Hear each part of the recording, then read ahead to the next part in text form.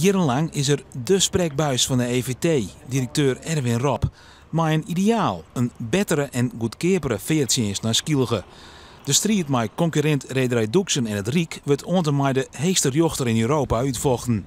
En de EVT is onderwinnende haan. Maar dan komt op 3 april in het bericht dat de rederij verkocht is, aan Doeksen. Dat geeft nog wel een heel dubbel gevoel hoor.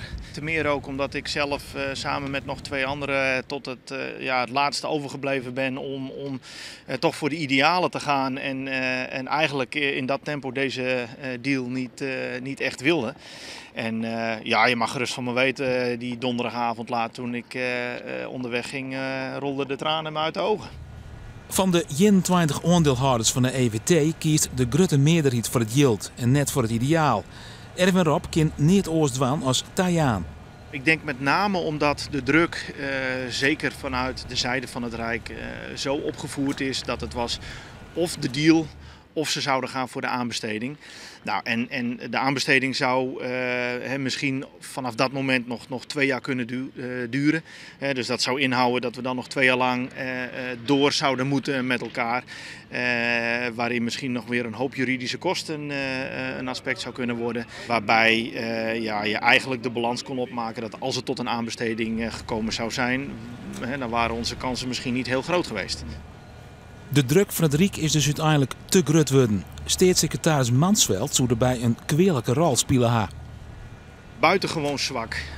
Te meer ook omdat de staatssecretaris vorig jaar besloot geheel eenzijdig de huurcontracten met EVT op te zeggen.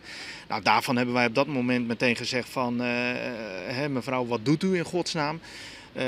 Ze had haar daarbij gebaseerd op het feit dat er maatschappelijke onrust zou zijn, maatschappelijke onrust op de eilanden. Terwijl diezelfde staatssecretaris maanden later zegt nadat ze bloemen heeft ontvangen voor de oplossing: ik ben nog nooit op de Schelling en Vlieland geweest. Nou, ik had al niet zo'n hoge pet van mevrouw op en nadat ik dat had gelezen al helemaal niet. Opmerkelijk. De EVT had in het deal ook aangedwongen dat er een adviesrier komt, die de belang van de eilanders en de reizigers vertegenwoordigt bij Rederij Doeksen. Die adviesrier moet er voor 30 juni wezen, maar ont nota had Doeksen er nog niet mee dien.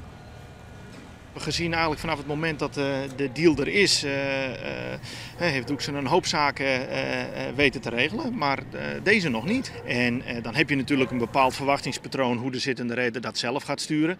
Dus dit past ook volledig in het verwachtingsbeeld. Maar het is wel iets wat hoe dan ook de gemeente Terschelling zeer zeker aangaat. Dus ik verwacht ook van de gemeente nog wel wat druk daarop om toch niet weer in hetzelfde stramien te komen als waarom wij jaren geleden begonnen zijn.